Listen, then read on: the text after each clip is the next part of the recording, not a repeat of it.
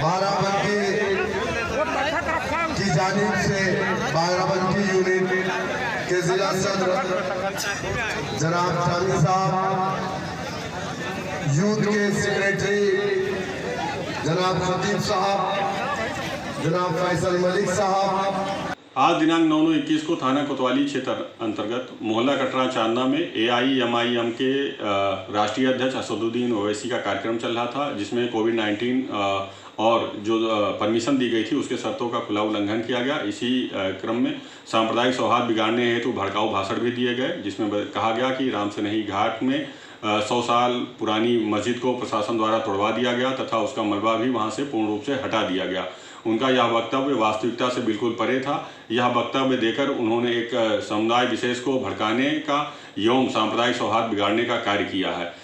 इसी क्रम में माननीय प्रधानमंत्री भारत सरकार एवं माननीय मुख्यमंत्री उत्तर प्रदेश सरकार के विरुद्ध भी अभद्र भाषा का प्रयोग किया गया। इसलिए ओवैसी एवं आयोजक मंडल द्वारा आयोजन की शर्तों एवं कोविड-19 प्रोटोकॉल का उल्लंघन किया गया तथा सांप्रदायिक सौहार्द बिगाड़ने का प्रयास किया गया है। इसी क्रम में थाना कोतवाली क्षेत्र अंतर्गत मुकदमा दर्ज किया गया है 732/21 धारा 153A 188 269 270 और 3 महामारी अधिनियम के तहत मुकदमा दर्ज करके विधिक कार्रवाई की जा रही है। इसी साल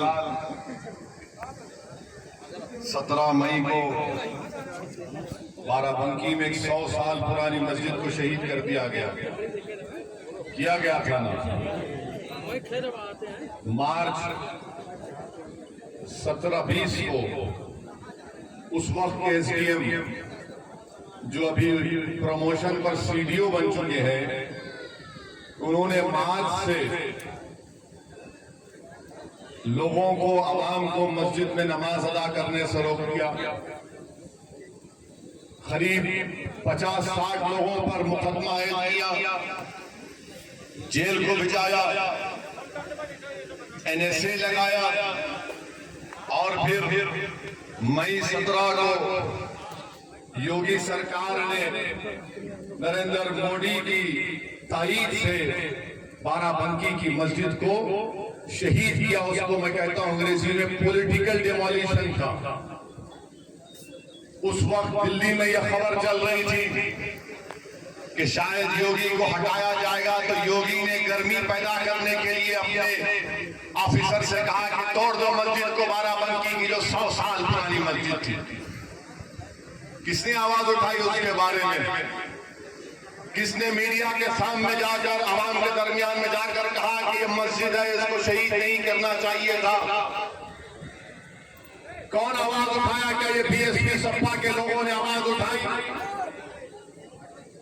क्या उन्होंने कहा कि हम चलेंगे, चलकर मस्जिद को आबाद करेंगे? मेरे अजीज दोस्तों और बुजुर्गों, 100 साल पुरानी मस्जिद को SDM ने कह दिया कि इलीगल स्ट्रक्चर है, गैर कानूनी तौर पर इसको बनाया गया। और SDM को मालूम होना चाहिए कि सुप्रीम कोर्ट का कानून है, वक्फ का यूजर भी वक्फ हो जाता है। 100 साल पुरानी मस्जिद को SDM ने तोड़ दिया बगैर कोई नोटिस के, बगैर कोई कोर्ट के ऑर्डर के। जबकि इलाहाबाद हाईकोर्ट का ऑर्डर था कि कोविड का सेकेंड वेव चल रहा है, लोगों की लाशें पानी पर गिर रही थी गंगा पर, कुत्ते लाशों को लोच कर खा रहे थे। योगी और मोदी के सरकार में इंसानियत अपनी सांसें तोड़ रही थी, ऑक्सीजन नहीं मिलने की बुनियाद पर लोग तड़प रहे थे, बिस्तर तलाश कर रहे थे। तो ये ऐसी हुकूमत योगी और मोदी की कि आवाम को ऑक्सीजन पहुंचाए, दवा पहुंचाए, लाशों को जलाने के लकड़ी पहुंचाए या जमीन दिए, वो नहीं किए। मस्जिद को जाकर शहीद कर दिए। 100 साल हमारे बीच में तशरीफ फरमा है, मैं उनको आवाज दूंगा और आए और वक्त का बाराबंकी के दोस्तों और देखने के लिए हिंदुस्तान के लोग इंतजार करते हैं। मैं बाराबंकी की आवाम की तरफ से माननीय असद ओवैसी साहब, आप लोग को जो बातें यहाँ बताने के लिए आए हैं वो आज शायद आपको, जब आप पहली बार सुने तो आपको ये एहसास हो कि हिंदुस्तान के भविष्य भविष्य के लिए, हिंदुस्तान के मुस्तकबिल के लिए जरूरी बातें। नीले झंडे को अपना झंडा बनाया, ठाकुर बस्तियों से गुजरते थे साइकिल पर झंडा बांध करके, तो डर के मारे उस झंडे को निकाल करके अपनी पॉकेट में रख लेते थे, क्योंकि बाबू साहब नाराज होंगे, डंडे मारेंगे, ये खौफ था।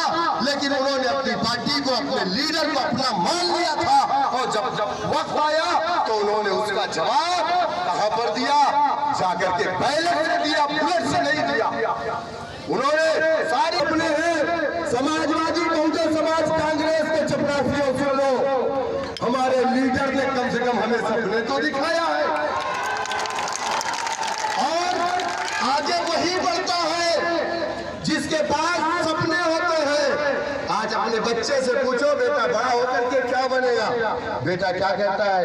अब्बा वकील बनूंगा, डॉक्टर बनूंगा, लॉयर बनूंगा। अपना होता है तो हमको सपने भी देखने के अधिकार नहीं, हम डिस्पोजल गिलास है, हम तुम्हारे गुलाम है, तुम हमारे आका हो, हम तुमको वोट डाल। सबसे ज्यादा अगर कोई है तो मैं चैलेंज के साथ कहता हूँ,